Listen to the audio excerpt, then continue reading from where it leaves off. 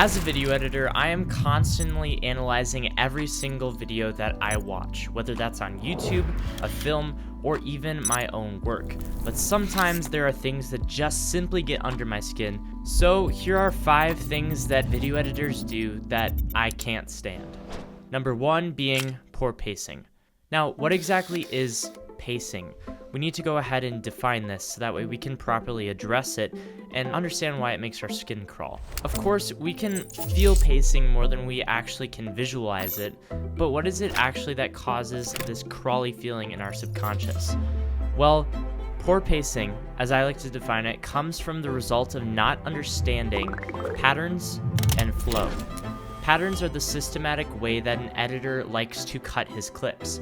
Every editor has a specific way that they like to pace things, and oftentimes an editor's pacing can change from scene to scene. For example, if I was pacing a YouTube video, you would want to keep things fairly high-paced at the beginning in order to grab attention. But sometimes, opening with something that is slower, in a YouTube video in particular, can create this contrast amidst all the other noise. So there is relative pacing, but there is also good pacing. Like universally good. As it is, if we can understand pacing as a preference of how cuts are formed, then we can properly understand patterns and flow. Patterns are probably one of the greatest ways that editors can form an edit. For example, I like to use this general concept when I'm teaching my students. The pattern of cut, cut, hold. Just like that.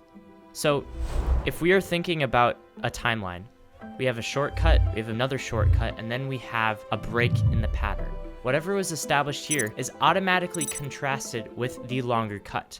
So when somebody continuously cuts those short clips together and stacks them on one sequence, oftentimes it just gives us a headache. Or the same thing with the longer cuts. If there's mistimed cadence and flow to both the dialogue in the film and the actual visualization of the cuts, then the audience is going to pick up on it, and as a result, it will make you squirm. Flow, on the other hand, is tying 2 clips together to make an association or contrast, like I just talked about. In order to tie 2 clips together, there are different ways that we can do that. We can tie them together with audio, with either a J cut or an L cut. We can tie them together with a sound effect, like this.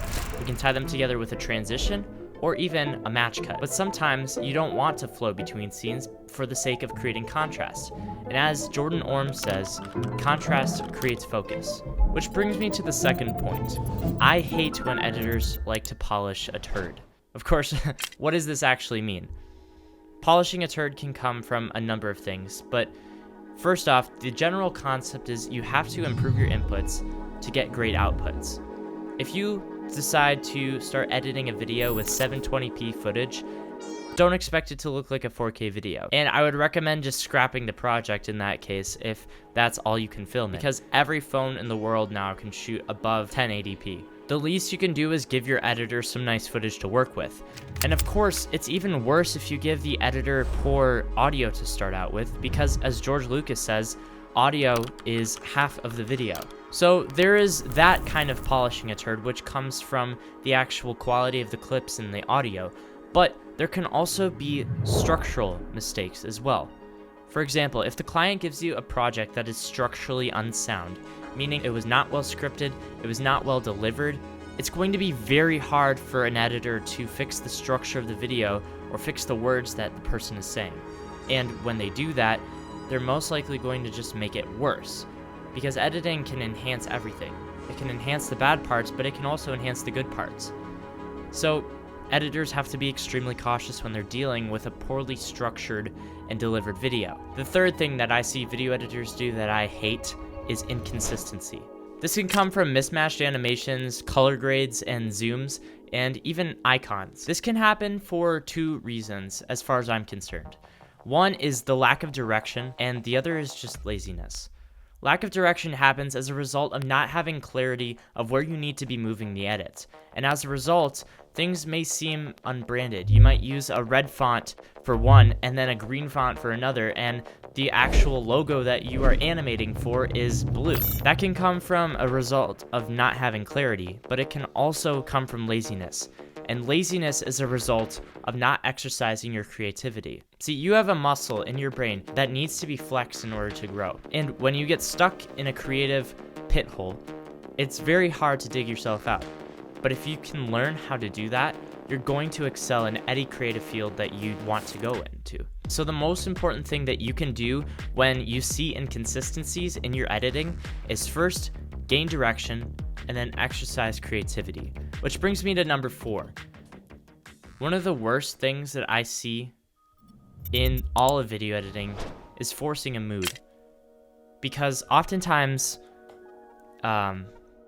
sometimes when you are editing, you want to be able to create this story out of whatever footage that you've been given, because storytelling is what bonds us together and what bonds the creative industry as a whole. But if you force that upon an edit or upon a video, you're most likely going to deceive yourself. And as a result, you might force a mood upon the edit that you didn't really want and that didn't really make sense, which can be a result of creating inconsistencies and overall not having a great video. When creating an edit, I would like you to expect your initial ideas to be proven wrong as you continue your editing. Editors will either consciously or unconsciously shift the direction of the mood of the project a different direction than what would better suit the project. This means that if the footage is sad and you're trying to make it happy, then you're going to create an inconsistency in how the visuals and the dialogue and the audio all match up. It's supposed to be in unison. But when the editor tries to force the mood, you're just going to end up with a poorly brought about story.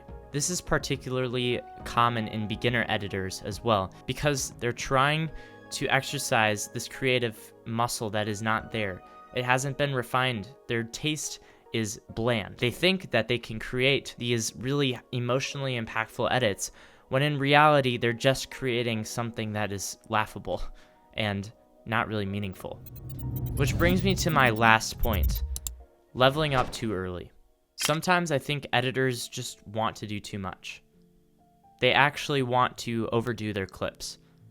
And they try to, especially beginner editors. I see this all the time in the editing industry, where beginner editors want to add these fancy effects. They want to add Iman Gadzi type style, whatever the heck is, and as a result, they just lose sight of what actually creates great videos. We can go back to the first principles of video editing, having a core story, great pacing, great music and dialogue, and locked in direction to where you want the project to end up. But when that is not attained, oftentimes beginners can just want to resort to the fancy effects to make it a cool project, not an impactful one. They aren't understanding the key skills and concepts that make great videos. Beginner editors need to go back to the basics before they want to level up.